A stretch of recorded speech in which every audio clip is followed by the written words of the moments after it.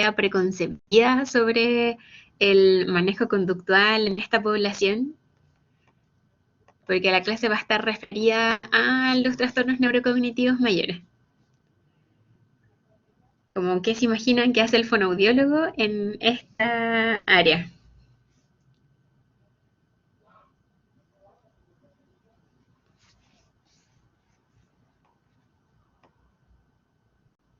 Mm, Sabes que yo no estoy como compartiendo las clases en verdad. Pero dame un segundo, vengo en...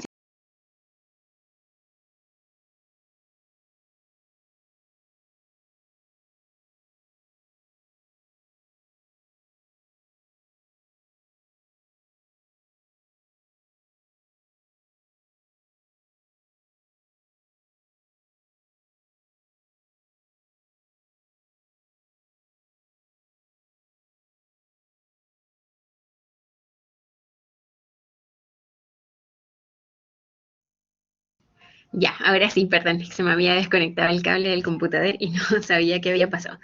Eso, mira, yo no estoy compartiendo las clases porque en verdad no es como mucho, no sé, como que no encuentro que sea como tan distinto como de lo que se ve en la sesión, pues la idea es que pudiéramos aprovechar más de la sesión haciendo como el taller, ese tipo de actividades como más prácticas, ¿ya? Porque ¿en cuál otro diplomado, Paulina? ¿En el de neuro? Ah, ¿verdad? Sí, y al menos tampoco las estoy entregando. De todas maneras, yo siempre cambio las clases todos los años. Quizás hay cosas que mantengo en como de base, pero en general siempre cambio todas las clases, a veces de una versión a otra. Viste que hay como dos versiones que están simultáneas, así que por eso. De todas maneras, tiene esta clase todas las referencias asociadas, si tienen alguna duda. Y si fuera muy necesario, si por ejemplo de pronto no se graba la clase, ahí les he tenido que pasar el material. Sí. Bien, acá, como les contaba, les quería preguntar qué idea tienen concebida de cuál es el manejo fonoaudiológico en esta área. ¿Qué creen es lo qué creen que hacen los fonoaudiólogos en esta parte de la intervención de una persona con trastorno neurocognitivo mayor, por ejemplo? Porque una vez es como que parte desde lo intuitivo y después como que va perfeccionando estrategias y va diseñando formatos de intervención que pueden ser quizás más basados como en la evidencia, pero progresivamente, como que uno está parte de a poco. ¿Ya? Bien, si no tienen ninguna idea preconcebida, mi otra pregunta era, ¿cuáles son los conceptos que les atraen de la intervención cognitiva? Que es la clase que tuvieron ayer con Consuelo. ¿Qué aspectos sienten que les gusta a ustedes o que se sienten cómodos en la intervención cognitiva de los trastornos cognitivos comunicativos? Mi otra pregunta es también cuáles fueron los mitos que sintieron derribados gracias a la clase. Y esas dos son como mis primeras preguntas que quisiera saber. Paulina dice que intenta empezar por el tópico de atención. Sí, claro. Yo entra atención, orientación, ahí. Bien. ¿Y qué mitos sienten que se derribaron gracias a la clase de ayer? Porque también hay mucho de los como cuadernos de estimulación cognitiva, ¿cierto? Están como muy masificados también. ¿Conversaron de eso en la clase de ayer?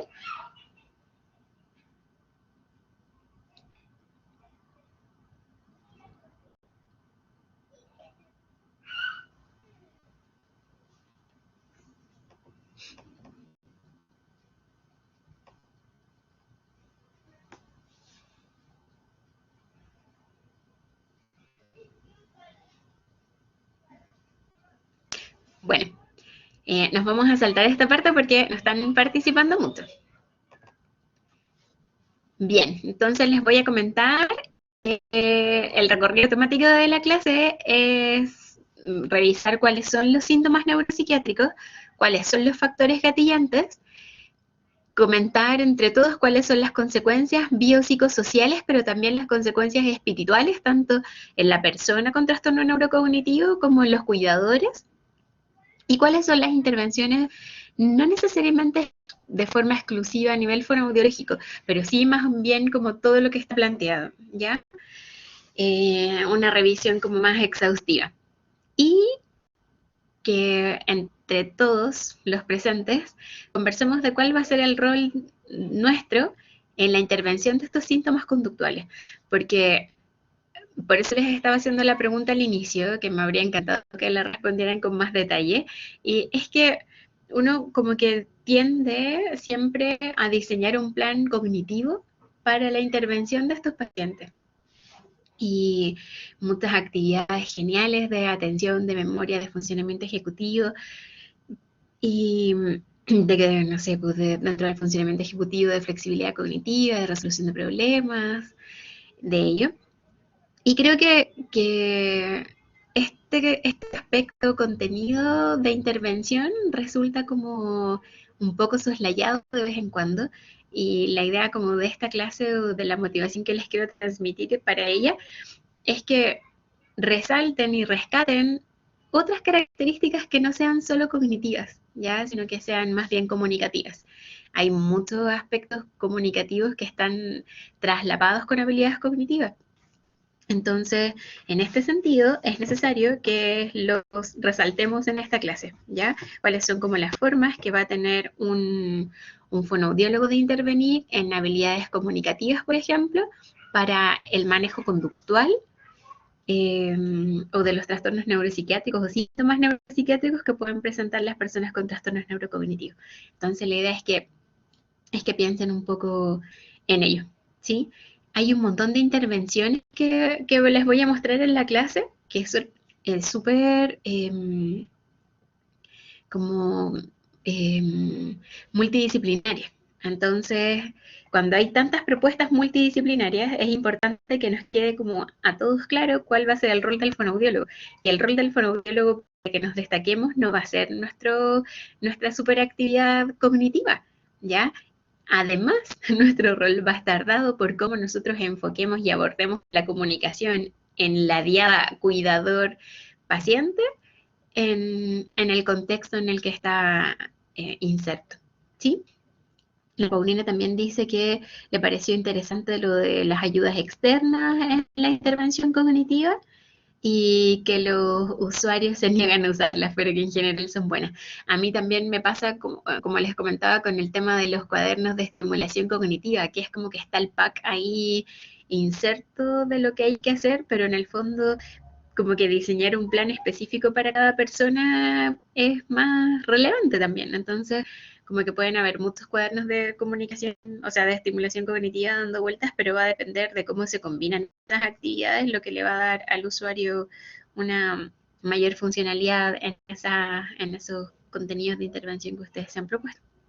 Entonces, esta clase viene a ser súper complementaria de la que tuvieron el día de ayer y que obviamente va a estar más centrada como en rescatar, hacer esta inferencia, ya porque tampoco vamos a alcanzar a ver con detalle cuáles son los planes de estimulación comunicativa, porque ustedes saben que no hay mucha información de ello.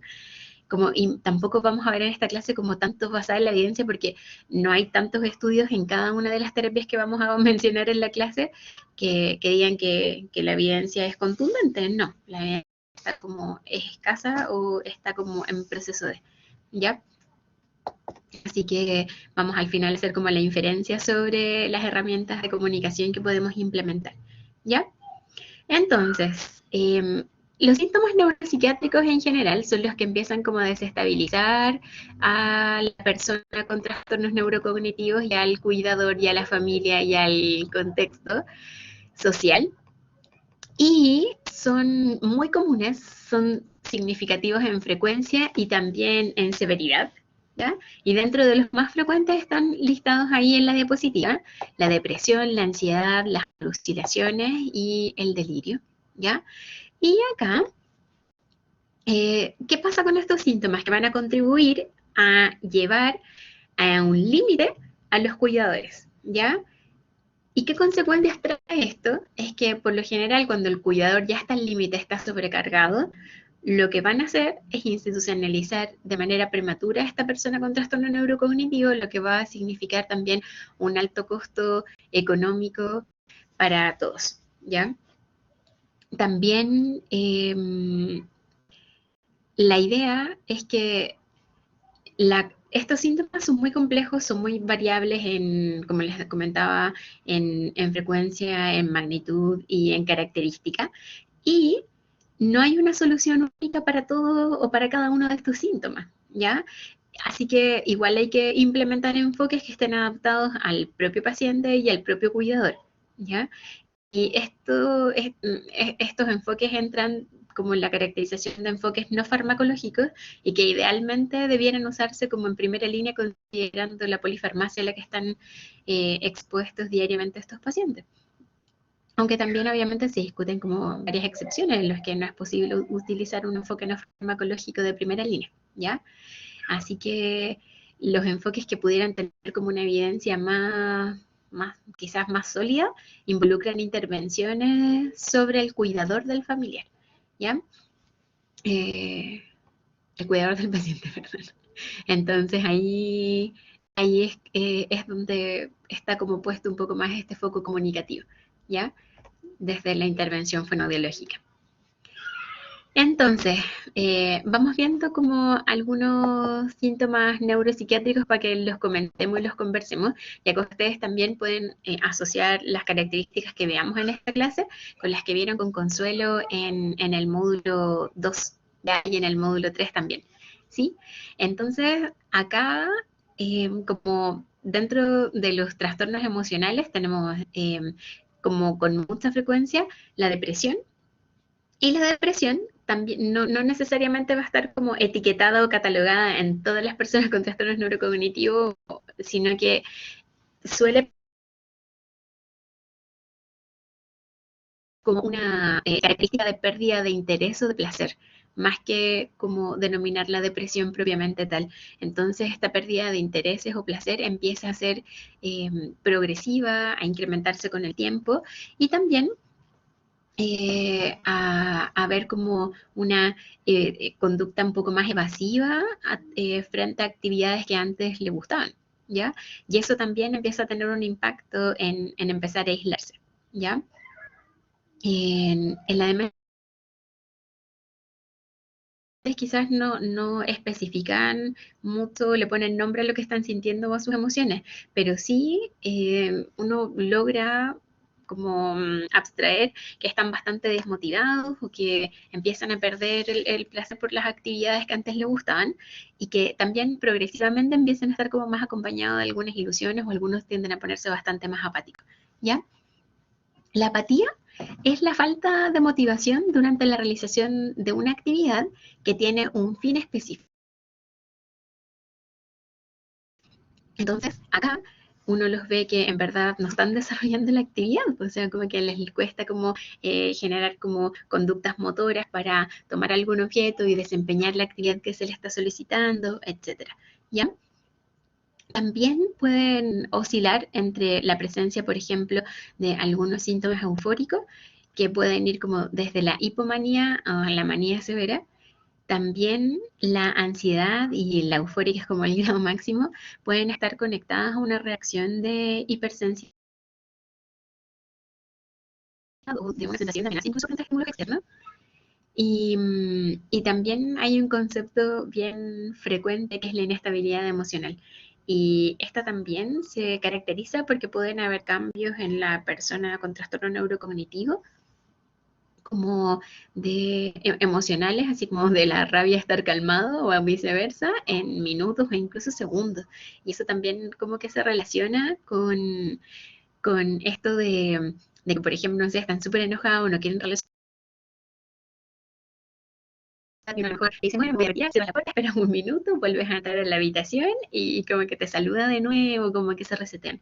Entonces, de pronto hay algunas sintomatologías que pueden em, ser manejadas, cambiando un poco el contexto, el ambiente físico, moviéndote un poco y logras cambiar el foco tensional del paciente. ¿Ya? También hay harta tendencia a la irritabilidad en algunos casos. En el caso del delirio y trastornos de pensamiento, aparecen algunos delirios paranoicos no bizarros, en los que como esta sensación de, em, de como que no necesariamente como que te están persiguiendo, sino que como de desconfianza, eso.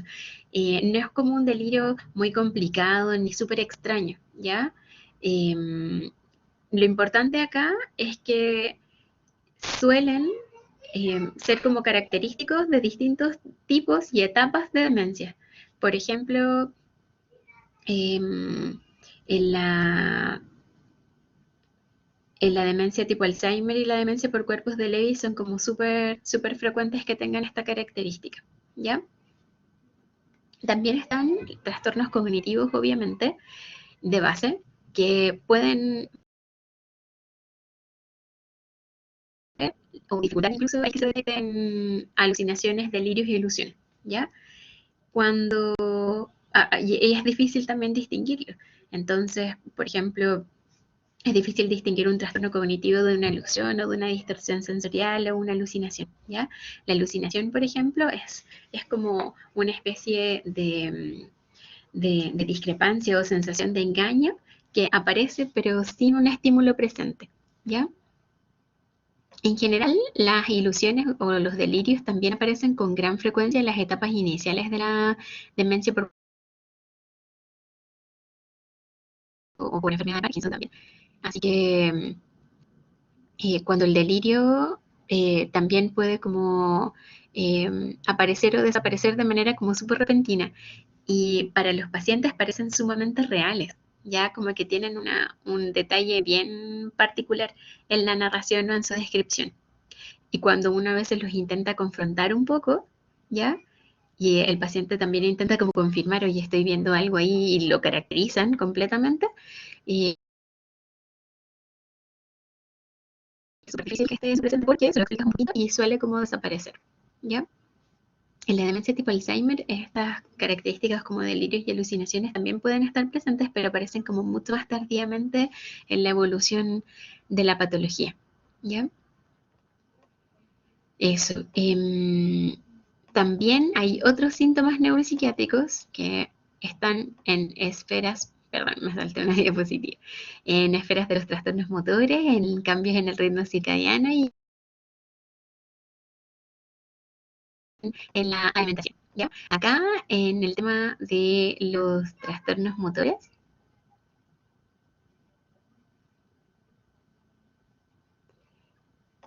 acá, miren, por lo general son como relativas, o lo que más conocemos principalmente es como la agitación, ¿sí?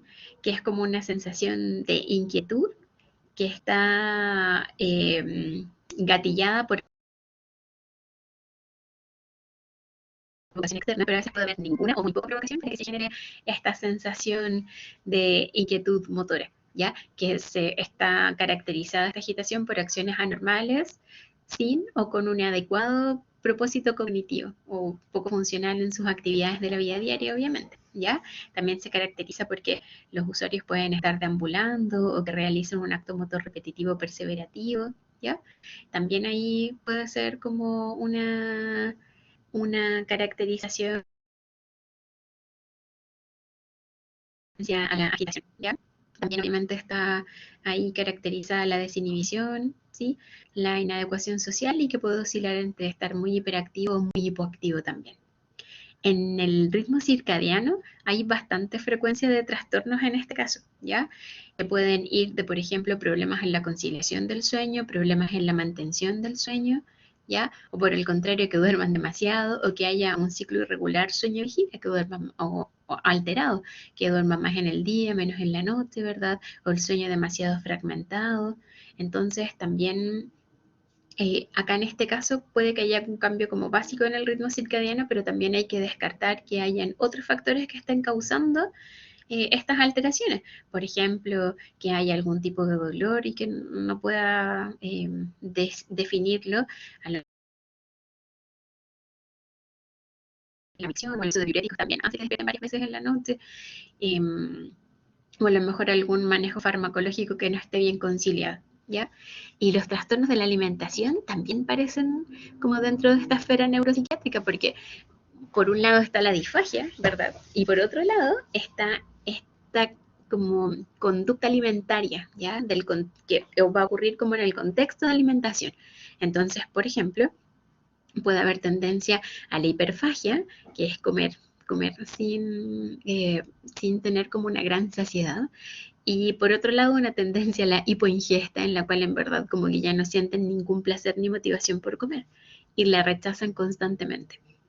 Por otro lado, también puede haber como un set muy restringido de alimentos que sean preferibles para su ingesta, o por otro lado pueden obsesionarse por comer un solo alimento y no querer probar otros distintos, ¿ya? También hay este rechazo alimentario al que, no sé, como que si no me lo dieron con la temperatura apropiada, yo no voy a comer, y empiezan a buscar como muchos argumentos para decir que no quieren comer, ¿ya? Como no me gustó, pero ya si te preparé lo que tú querías, o lo que te gusta más es que no, porque tiene mucha sal, no tiene sal, entonces empiezan a buscar como muchos argumentos como para rechazarlo. También pueden haber delirios asociados, personas que a lo mejor piensan que la comida está envenenada, también pasa, entonces no quieren probar nada, ¿ya? Y aunque uno les confronta un poco el delirio, que este paquete está cerrado, lo compramos en la máquina, no sé, y como que aún así lo empiezan a comer con desconfianza, ¿ya? También eh, hay que descartar o considerar que puede haber disfagia también. Entonces, esta sintomatología también la tienen que considerar. ¿Recuerdan la clase de disfagia que tuvimos? Que si hay mucha sarcopenia también probablemente sea esta molestia como de dificultad en la apertura del esfínter cricofaringio, esta sensación de acúmulo después de comer y como el sentir constantemente que tienes que hacer muchas degluciones para lograr un aclaramiento faringio funcional, entonces también te empieza a costar comer, pues entonces va a empezar a evitar dentro de todo su mundo interior, evitar el comer, ¿ya? Entonces hay muchas razones por las cuales aparecen estos trastornos de alimentación. No siempre van a aparecer al inicio del cuadro y con el tiempo también estos van cambiando. A veces se resisten a una comida o no tienen interés, ya, o por el contrario se obsesionan, como les comentaba, con un alimento o sentir este acúmulo y la dificultad obviamente para tragar. ¿Ya? Ahora, hay otros autores también que caracterizan el delirio como una creencia angustiante, ¿ya? De distinta magnitud, de distinta intensidad y con distinta calidad en la descripción. A veces hay personas que lo describen como con una alta claridad, como una gran lucidez, como que de verdad están eh, sintiendo todo o percibiendo mentalmente todo lo que están ellos relatando, ¿ya? También acá describe las alucinaciones, características de la agitación, ¿ya? Que se molesta fácilmente, que se está quejando, que discute constantemente, ya que siente que hay como un ritmo acelerado para desarrollar actividades o que grita, ¿ya? O que no quiere que lo ayuden, ¿verdad? Evade realizar algunas otras actividades, entonces hay como varios polos dentro de la descripción de agitación, ¿ya? Bueno, la agresión ahí queda como súper claro. Y por otro lado puede haber tendencia a la depresión o a la disforia. ¿Se acuerdan lo que significa? Como esta alteración en la interpretación de los estados emocionales.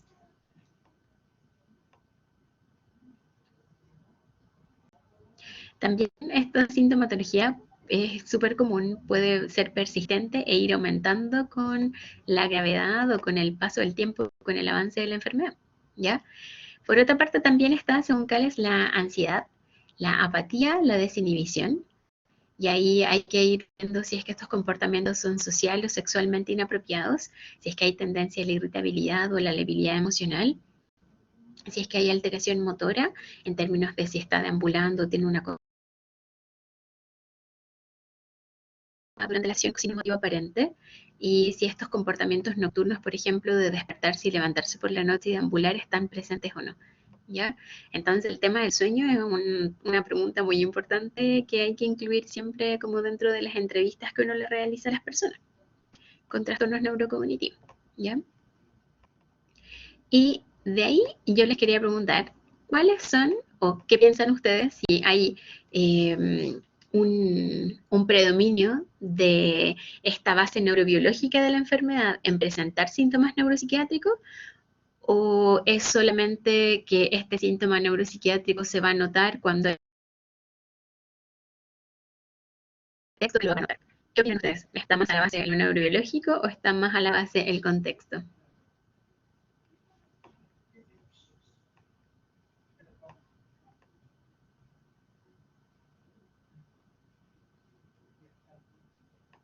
Mientras tanto lo piensan, ay, se pega un poco el audio a veces, le voy a apagar la cámara, ¿ya? Ahí como que se escucha mejor. O sea, perdón, como que no se para tanto la grabación, creo. Ya. Entonces, la pregunta era, ¿qué opinan ustedes si los síntomas neuropsiquiátricos que les fui relatando en esta primera parte lógica propia de la enfermedad o de la patología neurocognitiva, de trastorno neurocognitivo mayor, por ejemplo, o tienen más que ver con un factor gatillante que viene dado por el contexto? Esa es mi pregunta.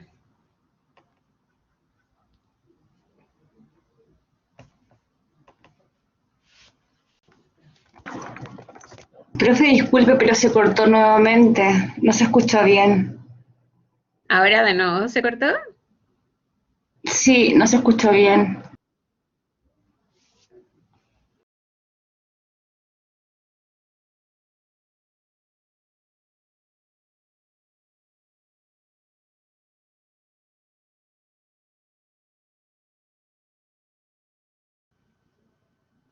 ¿Ahora me escuchan bien?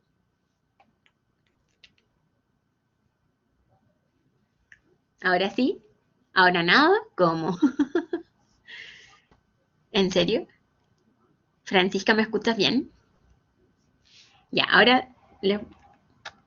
¿y ahora me escuchan bien o no? Nada. ¿Ahora no? ¿Sí? Ya. Me avisan si de nuevo no se logra escuchar, a lo mejor pasa algo. Bueno, mi pregunta era, eh, si ustedes creen que los síntomas neuropsiquiátricos aparecen de la base neurobiológica de la patología de base, ¿cierto? Obvio. O si es que aparecen más bien por un gatillante externo, ya sea el cuidador, ya sea el ambiente físico, no sé, ¿qué creen ustedes?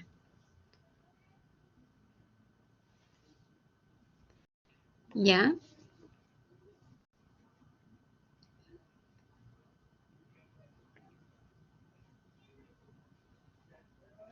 Tiana dice que cree que las dos. Paulina dice que hay parte de su patología de base que se potencia con lo externo.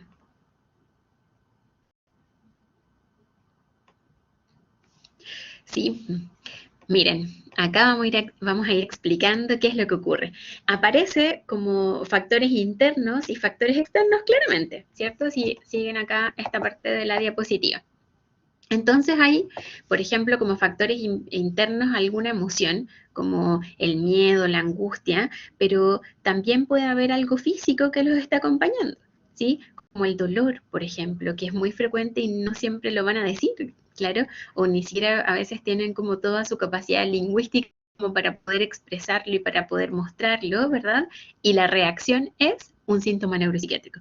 Entonces, muchas veces estos factores internos que gatillan estos síntomas neuropsiquiátricos pueden estar ahí ensombreciendo o sesgando un poco algo basal de los usuarios.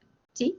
También hay factores externos, como bien pensaba también Paulina, Tieni y Francisca, que tienen que ver con qué pasa con el ambiente físico, si a lo mejor es muy ruidoso, si a lo mejor apareció un ruido inesperado, ¿verdad?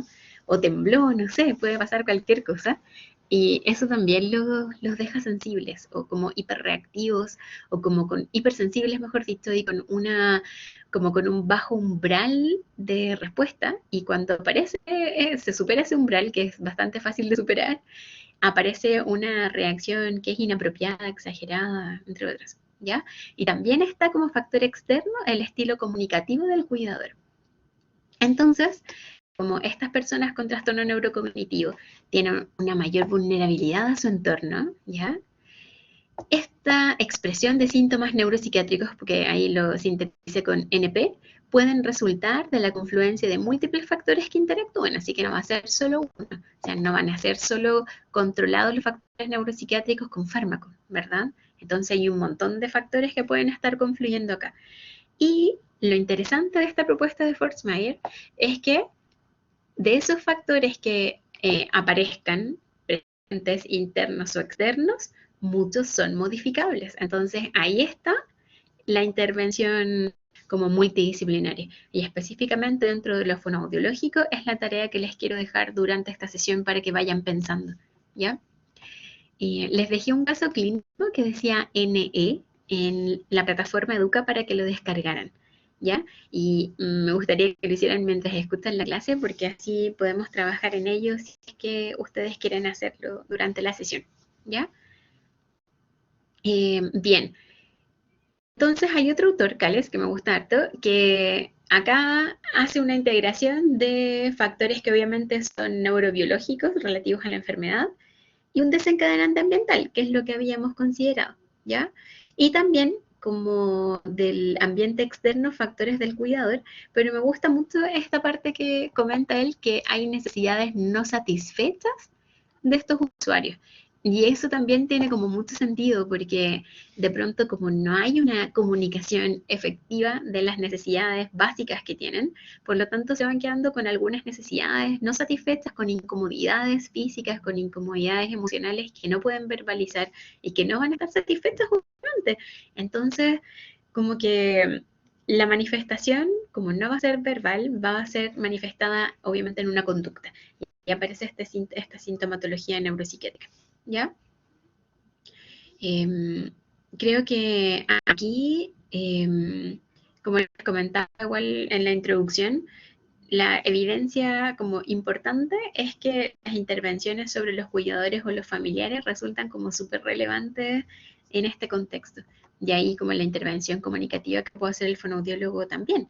En el texto de Cales aparece como este circuito de factores que incrementan la vulnerabilidad de estas personas a los estresores, ¿ya? Entonces, ahí aparece como ese listado, y se los dejo ahí el cuadro, que queda como mucho más claro, para que lo revisen si quieren, ¿ya?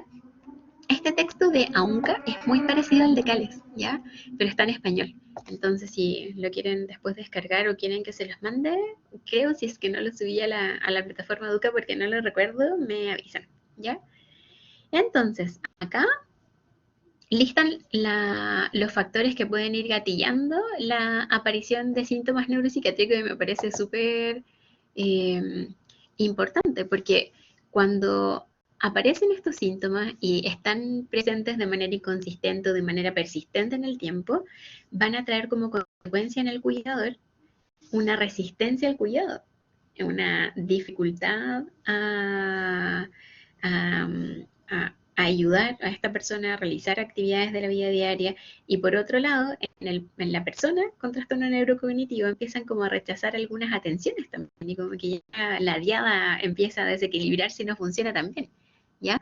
Así que si por ejemplo en el caso del propio paciente tiene alguna enfermedad mental previa, también puede ser como un factor gatillante de síntomas neuropsiquiátricos si es que presentara un trastorno neurocognitivo mayor, ¿ya? También si, por ejemplo, hay algún rasgo disfuncional de la personalidad, también puede ser como un factor gatillante, ¿ya?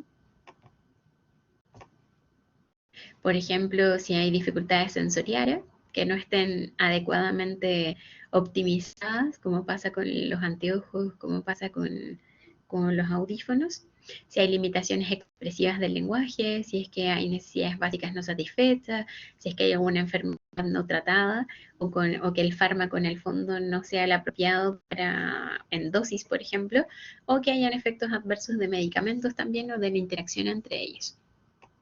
También están aspectos del propio cuidador. Por ejemplo, un cuidador sobrecargado claramente va a impactar en esta vía comunicativa con el paciente y va a gatillar aparición de estos síntomas neuropsiquiátricos también. Que el cuidador esté con trastornos de salud mental, que también hayan dificultades de comunicación asertiva con esta persona con trastorno neurocognitivos, porque en la medida que tiene su alta carga emocional, probablemente va a dejar de ser tan asertivo con él y se va a sentir más vulnerable frente a los cuidados que tiene que prestarle. También el que este cuidador presente información escasa o inapropiada sobre la patología de base, la progresión de la enfermedad y los síntomas neuropsiquiátricos. ¿Ya? También eso influye harto en la medida que están más informados, como que logran anticipar un poco algunas conductas. Y también cuando hay expectativas desbalanceadas del funcionamiento, esto quiere decir que cuando tienen esta expectativa de que se les va a pasar o se empiezan a enojar porque no era así antes, entonces en el fondo como que le ponen más emoción y logran sentir esta pérdida de control del cuidado del usuario. ¿Ya? También está el tema del ambiente, que por ejemplo el ambiente puede tener demasiados estímulos, porque en tratar de tenerlo despierto o de concentrado, por ejemplo en el caso fonoaudiológico, durante la alimentación, el cuidador le está hablando constantemente, pero al final el usuario se siente incómodo, la verdad. Entonces también se empieza a enojar y tira la cuchara lejos, ¿cierto? O escupe la comida y ya no quiere más. Por otro lado, pueden haber ambientes con poca estimulación, ¿cierto? También pasa lo contrario. También cuando hay demasiados cambios en el entorno inmediato, a lo mejor por tratar de esquivar obstáculos, corrimos las mesas, cambiamos los sillones, pusimos baranda, no sé, en la casa, y el usuario se incomodó, ¿verdad? Entonces ya no es un ambiente predecible para él. Cuando también hay pocos cambios quizás en el ambiente, también le incomoda, o sea, a lo mejor está acostumbrado a salir los fines de semana, que lo visitara la familia y esto cada vez empieza a ocurrir menos. ¿Por qué? Eh, porque empiezan también a gatillar la aparición de estos síntomas neuropsiquiátricos. Y también cuando se modifican las rutinas, ¿ya? O cuando no hay ninguna rutina, ¿ya?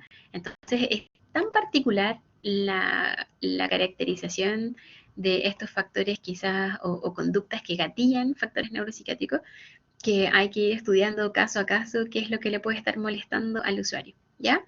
En el mismo texto de Cales también muestran cómo esta interacción entre la persona con trastorno, el ambiente físico y el cuidador, y describen con mucho más detalle cuáles son como factores que en el fondo se pueden modificar.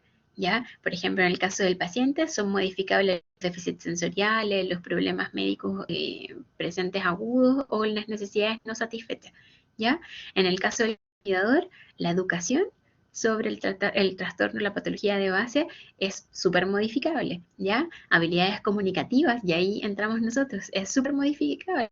Por ejemplo, acá en la diapo, en el texto de Cales dice que es usar una voz calmada, no usar como preguntas abiertas, por ejemplo,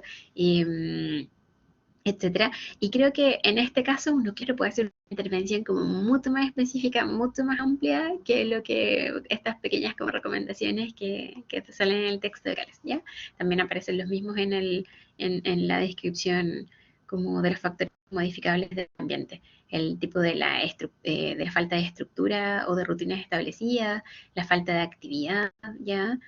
Eh, un ambiente que sea como inseguro o que esté demasiado estimulado o poco estimulado este ambiente, ¿ya? Esas son conductas que son súper fáciles de cambiar, ¿ya? Así que, ¿qué consecuencias van a traer estos síntomas conductuales según Gill? Ay, perdón. Bueno, primero es que no debemos subestimar nunca como estas conductas, ¿ya? Son sumamente estresantes para los cuidadores y en general no tienen como tanto, como mucha información sobre cómo abordar el desafío que implica la presencia de estos síntomas y de cómo irlos manejando. También se aumenta como el riesgo del paciente de que empiece a participar como en actividades que pueden ser peligrosas incluso. Y esto también puede empezar a acelerar como la progresión de la enfermedad. Y también los cuidadores de pacientes con síntomas conductuales suelen estar mucho más angustiados que los cuidadores de otras patologías neurocognitivas que no presentan estos síntomas, ¿ya? Y también tienen mucha mayor tendencia a la depresión que aquellos que no tienen que enfrentarse a este tipo de comportamientos tan disruptivos, ¿ya? Por otro lado, también las personas con trastornos neurocognitivos suelen tener una autopercepción limitada de su comportamiento, por lo tanto, hay una tendencia progresiva a incrementar la nosognosia de estas, ¿ya? Tampoco tienen una capacidad de funcionamiento ejecutivo en torno a la flexibilidad cognitiva que les permita comprender cuál es el impacto, la repercusión inmediata que tiene esto en su ambiente social y en ellos mismos, y mucho menos en el largo plazo, ¿ya? Así que es sumamente importante tratar de ayudarlos a lidiar desde la comunicación y con actividades rutinarias que pueden ayudar a una mejor toma de decisiones y a una mejor comunicación entre el cuidador y la persona, ¿ya? Así que hay varios factores y espero que con esto queden como más motivados para poder ir diseñando terapias fonoaudiológicas en esta área, ¿ya? Bien, entonces en los cuidadores por lo general hay una reducción de la calidad de vida, tienden a tener más sintomatología que va empeorando su salud. También hay una reducción de ingresos laborales porque tienen que dedicar muchas horas y no sacarles los ojos de encima a estos pacientes, ¿ya? Y también como tienen que dedicar como mucho esfuerzo en ir manejando, por ejemplo, los trastornos del sueño. Hay cuidadores que no duermen vigilando a esta persona dormir en la noche, ¿cierto? También lo que los cuidadores describen como más angustiante son los trastornos del sueño, la desregulación, las vocalizaciones repetitivas e inapropiadas en un contexto o cuando se niegan o rechazan las atenciones que estos cuidadores quieren prestar y cuando hay mucha agitación. Entonces, estos son como los síntomas más impactantes para los cuidadores. Así que ¿cómo nosotros los medimos? ¿Qué hacemos nosotros? ¿Ya? Está el cuestionario de Sarit y también está este otro, que es el índice de esfuerzo del cuidador. En el texto que les dejo acá en la bibliografía, aparece una comparación entre este cuestionario, el de Sarit, y el de esfuerzo del cuidador. Recuerden que el cuestionario de Sarit es autoadministrado, ¿ya? Y acá uno desde el fonoaudiológico, si lo va analizando como con un poco más de detalle, no salen preguntas que tengan que ver como con aspectos comunicativos, ¿sí? Excepto una que otra. Y por ejemplo, su familiar le pide más ayuda, así como ¿cómo le pide más ayuda? O le hace más preguntas o más demandas de las que realmente necesita. Entonces, creo que ahí como que hay una, ¿ya? Hay otras como respecto de aspectos emocionales, ¿ya? Y así, pero no es mucho más como aspectos sociales, pero no específicamente comunicativos, ¿ya?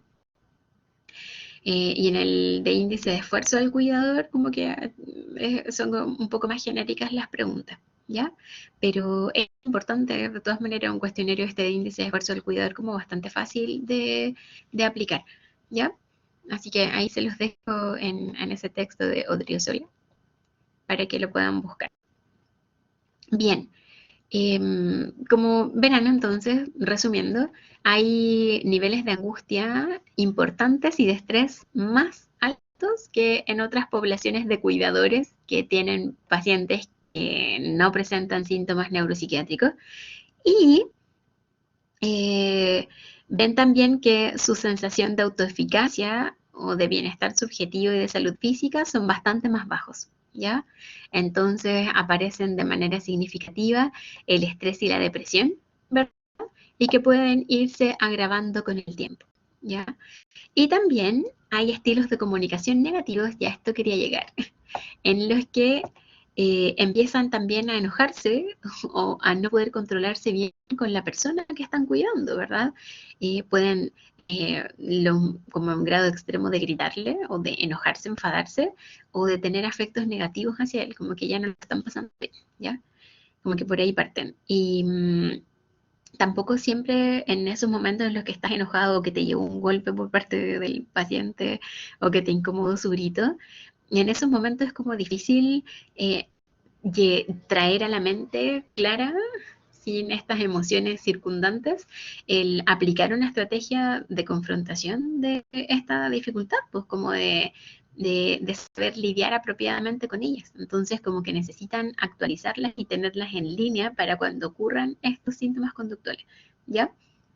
Así que lo debían tener como más presente en la mente los cuidadores. Y idealmente, si quieren aplicar cuestionarios también pueden hacerlo, pero idealmente como ir en una entrevista quizás semiestructurada o no estructurada, más de conversación, saber qué otros factores pueden influir en la forma en que ellos se comunican con su persona con trastorno neurocognitivo, y además consideren que todos estos factores emocionales van a influir y van a repercutir en la forma en que el cuidador reporte los síntomas. Si el cuidador está agobiado o, como decimos coloquialmente, está chato, obviamente que nos va a reportar los síntomas mucho más exagerados de lo que quizás son por parte del paciente. Entonces es importante como establecer o considerar que puede haber un gap o un espacio entre el síntoma neuropsiquiátrico y su severidad y lo que el cuidador siente, ¿ya? Entonces ahí ojo con su intuición fonoaudiológica. Entonces, con respecto, ya hablamos como del cuidador, con respecto de los desencadenantes ambientales, obvio que hay dificultad como para procesar y obvio también para responder a los estímulos ambientales, ¿ya? Ahora, recuerden que el umbral de estrés es mucho más bajo, entonces es mucho más fácil que haya tendencia a la frustración y que si esta frustración no cesa, se desarrolla ansiedad, angustia y tendencia a la agitación, ¿ya? Como les comentaba previamente, el estrés puede estar causado por cambios en la rutina, ¿ya? Inesperados o intensos, quizás muchos estímulos que están compitiendo en el ambiente o que no logran ser bien procesados por esta persona, o por el contrario, que no haya muchos estímulos que lo estén ayudando. Y por otra parte, que hayan cambios ambientales físicos o sociales en las que, por ejemplo, haya recibido menos visitas durante la semana o ya casi lleve mucho tiempo sin recibir visitas también. Y por otro lado, demandas que haga este paciente que exceden la capacidad de respuesta del cuidador, ¿ya? Así que en los desencadenantes ambientales, por ejemplo, Gales refiere que hay algunas formas de organizarlo. Por ejemplo, cuando hay objetos que pueden ser algún artículo que haya en el hogar, que al cambiar su posición, que al cambiar eh, donde nosotros los guardamos, por ejemplo, también puede desencadenar alguna molestia en el paciente, ¿ya? Por otra parte, también hay tareas que componen las rutinas de la vida diaria, como bañarse, vestirse, ir al baño, que tienen su orden. Entonces, si también esto es alterado, también puede desencadenar síntomas neuropsiquiátricos. Los grupos sociales y sus organizaciones, por ejemplo, el cómo está compuesto el hogar, si es que esta persona todo el tiempo había estado con su familia y de pronto alguien no aguanta más y se empieza a cambiar, o es esta persona institucionalizada, también va a desencadenar, ¿ya? Y la cultura, también hay valores y creencias que dan forma a cómo se van prestando cuidados en el hogar. Entonces también esto puede variar sociales también, ¿sí?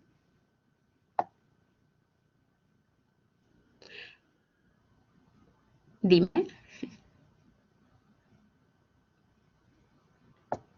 Acá siempre como que eh, cada, cada componente puede ser como súper difícil de negociar o de responderle apropiadamente quizás a esta persona con trastorno, ¿sí?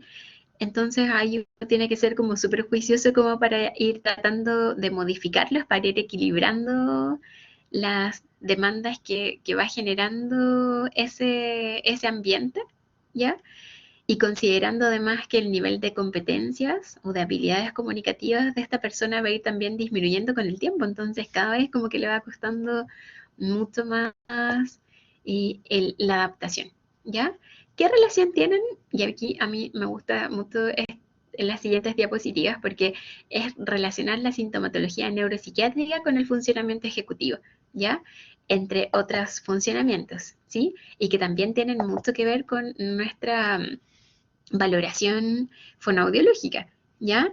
Por ejemplo, la aparición de estos síntomas neuropsiquiátricos está, por ejemplo, en el caso de la demencia frontotemporal en su variable conductual, está súper relacionado con una disminución importante de las funciones ejecutivas, ¿ya? Eh, y también se asocia como un déficit, además, en la capacidad de fluidez verbal, semántica y fonémica, ¿ya? Y estas dos últimas se destacan ahí dentro de la diapositiva porque pueden ayudar un poco a predecir la variante conductual de la demencia frontotemporal mejor que otras pruebas que miden funcionamiento ejecutivo. Entonces, esta prueba es como súper importante para el diagnóstico igual. Y es de índole lingüística también y obviamente es de como competencia fonoaudiológica. ¿Ya? Entonces, de todas esas pruebas que están mencionadas ahí, por ejemplo, la planificación, la resolución de problemas, el juicio, la flexibilidad cognitiva en general, eh, ¿cómo nosotros vamos utilizando estas pruebas y las vamos como interpretando desde la perspectiva del usuario en que le empieza a costar cada vez la adaptación a un ambiente flexible, ¿ya? O comandada por el contexto, ¿sí? Entonces, eh, ¿qué opinan ustedes ahí de esa caracterización?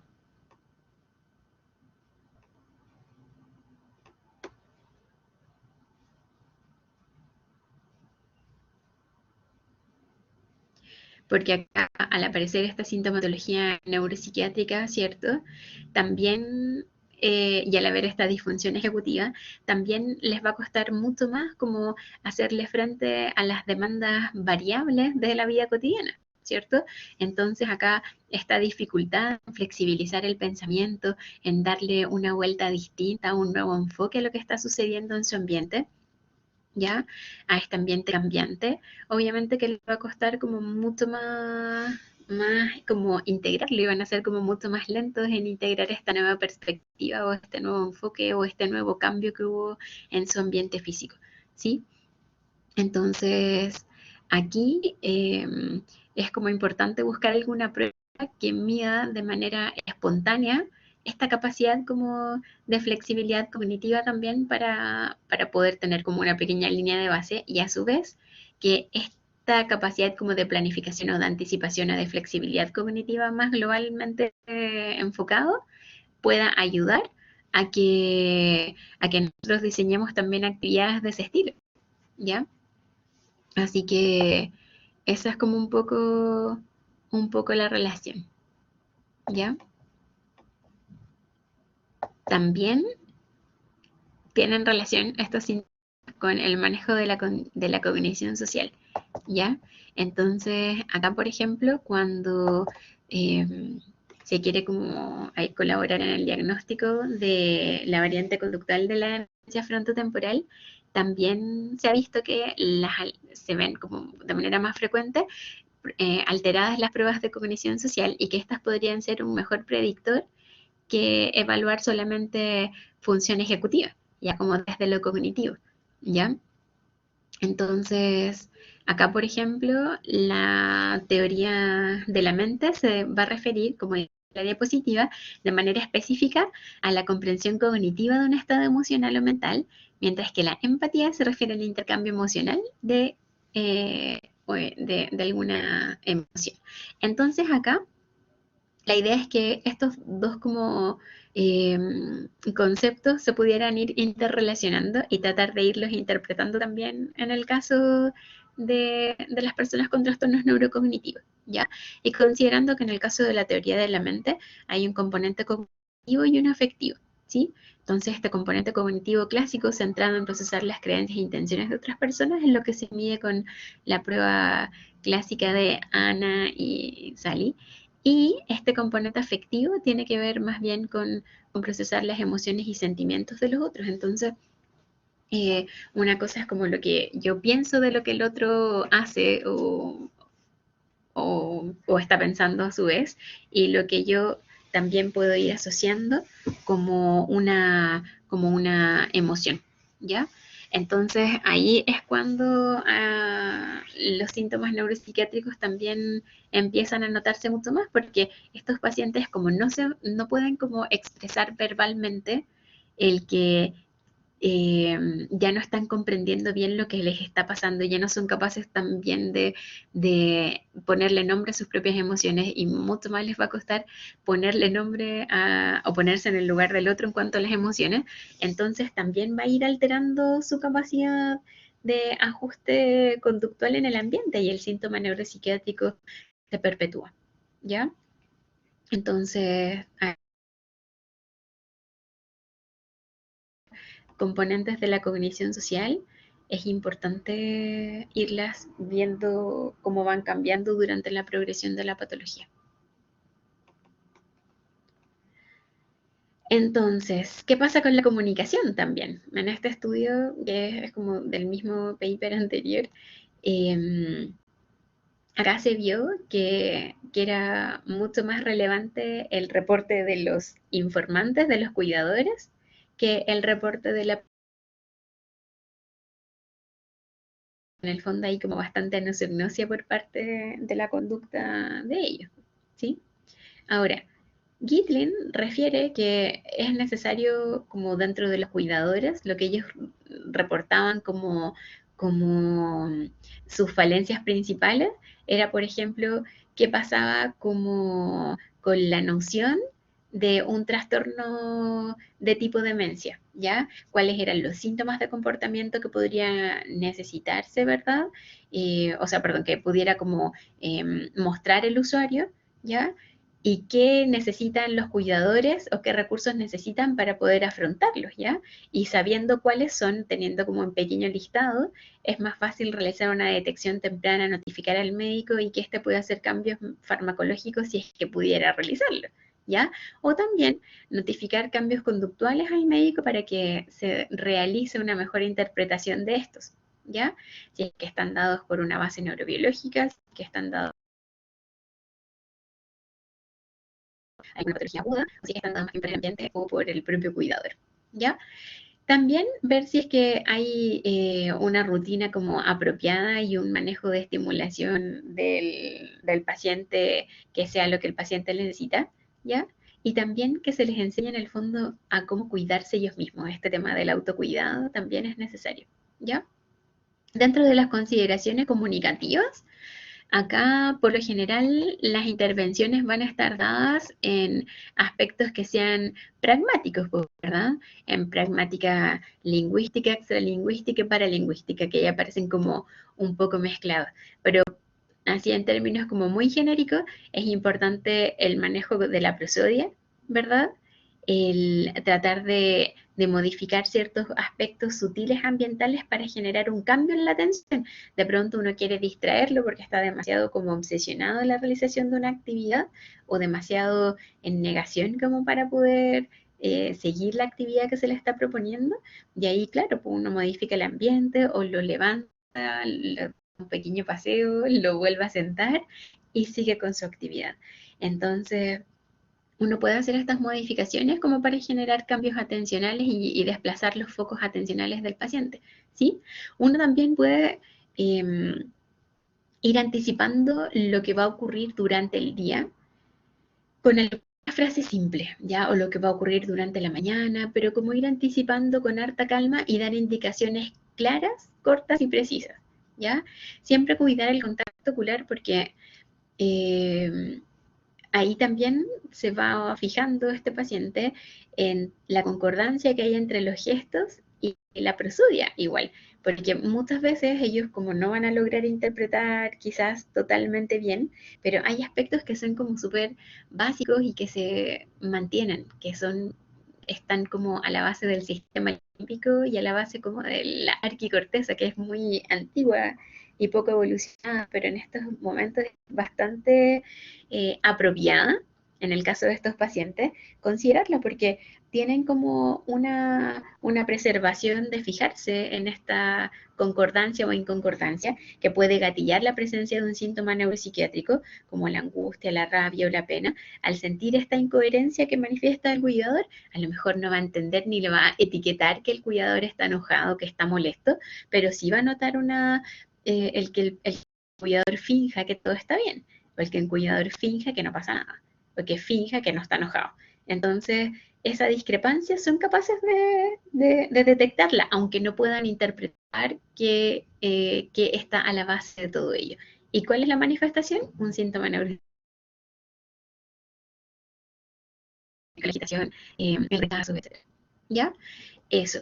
Así que buscar también fomentar desde lo fonoaudiológico actividades que sean placenteras para los dos, no solamente para el paciente. De pronto el paciente es como más fácil de manejar le gusta todo, entonces ahí guiémonos más bien como por lo que quiere el cuidador, cuáles son sus actividades favoritas y cómo tú como fonoaudiólogo puedes irlas simplificando para que ambos puedan desarrollarlas, ¿ya? Entonces esa es como nuestra siguiente parte de la clase, ¿sí? Ahora, ¿pudieron ver el texto, o sea, perdón, el caso clínico? ¿Lo pudieron descargar? Para que ustedes vayan respondiendo estas pequeñas preguntitas.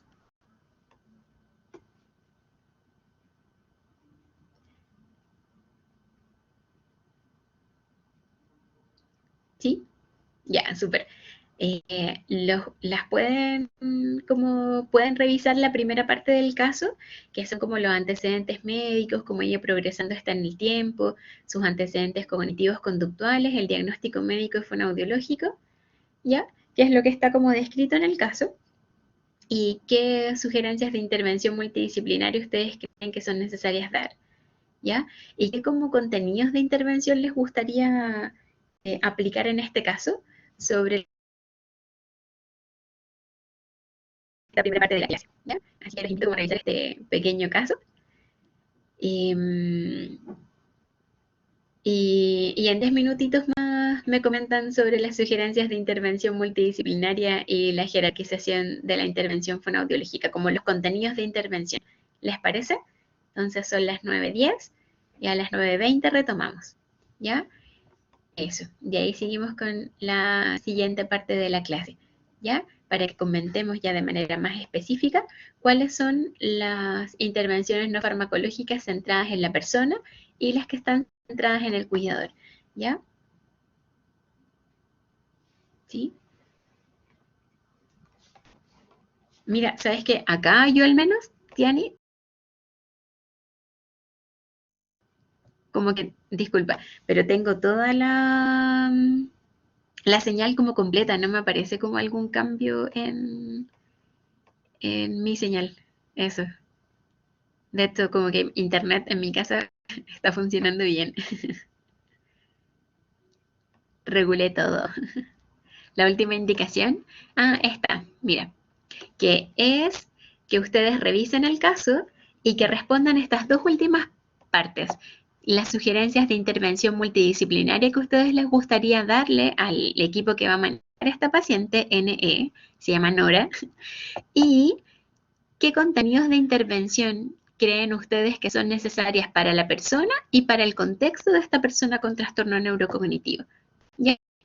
Vean el caso, yo creo que pueden leer como aspectos genéricos, si quieren, me pueden hacer un pequeño resumen cuando volvamos y me cuentan como esas sugerencias de intervención multidisciplinaria, ¿ya? Prepárense un tecito, un café, conversen entre ustedes, que yo también voy a prepararme uno y vengo enseguida. Entonces nos vemos a las 9:20, ¿ya? Gracias.